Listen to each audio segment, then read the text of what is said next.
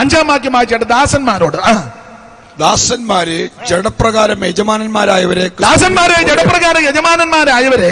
ക്രിസ്തുവിനെ പോലെ തന്നെ ഹൃദയത്തിന്റെ ഏകാഗ്രതയിൽ. ഒരു ദാസൻ എങ്ങനെ യജമാനനോട് ഇടപെടണം? യജമാനനും ദാസനും ഒരു സഭയിലെ മെമ്പറാ, പക്ഷെ യജമാനനെ ബുദ്ധിമുട്ടിക്കരുത്.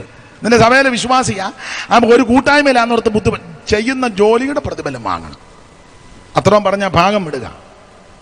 ഇനി യജമാനന്മാരോടും പറയുക, നിങ്ങൾക്കും അവർക്കും ഒരു യജമാനൻ സ്വർഗത്തിലുണ്ട്. വളരെ കരുണയോടെ ഇടപെടണം. വീട്ടിൽ ജോലിക്ക് വരുന്നവരോട് മാനമര്യാദയ്ക്ക് ഇടപെടണം.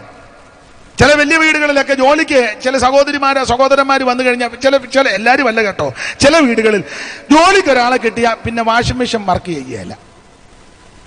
അതുവരെയും വാഷിംഗ് മെഷീൻ ഒരു കുഴപ്പം, തറ തുടയ്ക്കാൻ തങ്ക വന്നു, അന്ന് വാഷിംഗ് മെഷീനും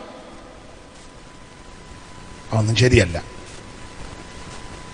ഉള്ള കൂറ തുണിയെല്ലാം എടുത്തു കൊടുക്കും എവള് കഴുകാൻ. ശരിയല്ല. വീട്ടിൽ ജോലിക്ക് വരുന്നവരോട് മാനമര്യാദയ്ക്ക് ഇടപെടണം. ഞാൻ മിക്കടുത്ത് പ്രസംഗിക്കുമ്പോൾ പറയും, വീട്ടിൽ ജോലിക്ക് വരുന്ന പ്രായമുള്ള അമ്മ അല്ലേ പിതാവ്, അവരെ പിള്ളേരെ കൊണ്ട് പേര് വിളിപ്പിക്കരുത്. മനസ്സിലാകുന്നുണ്ടോ? ആരോട് പറയാന്? നിങ്ങൾക്ക് വേണേ സമപ്രായമാന്റെ പേര് വിളിക്കുകയോ അറിയാമല്ലോ, പക്ഷെ പിള്ളേരെ മര്യാദ പഠിപ്പിക്കണം.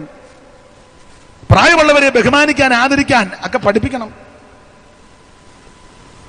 ചില പിള്ളേർ അങ്ങനല്ല, ഇടടാ ആരെയാ വിളിച്ച്, അപ്പച്ചാന്ന് വിളിയടാ, പറഞ്ഞു കൊടുക്കണം. അമ്മച്ചീന്ന് വിളിയടാ, പറയണ്ടേ? നിങ്ങളതിൻ്റെ ബാക്കിയാന്ന് അതൊന്ന് ബഹുമാനിക്കാൻ പഠിപ്പിക്കണം. സ്തോത്രം. നിങ്ങൾക്കും അവർക്കും ഒരു യജമാനൻ സ്വർഗത്തിലുണ്ട്. മക്കളെ, നിങ്ങളിത് കേൾക്കുന്നുണ്ടോ? എന്തുവാ ഞാനിവിടെ പറഞ്ഞ കേൾക്കുന്നുണ്ടോ? അത് നിങ്ങൾ വേറെ ഏതാണ്ടൊക്കെ പറഞ്ഞിരിക്കുക. എന്തുവാന്ന് ആരോടാ പറയുന്നത്? ഇപ്പറ വലിയൊരു ഇരിപ്പുണ്ടോ?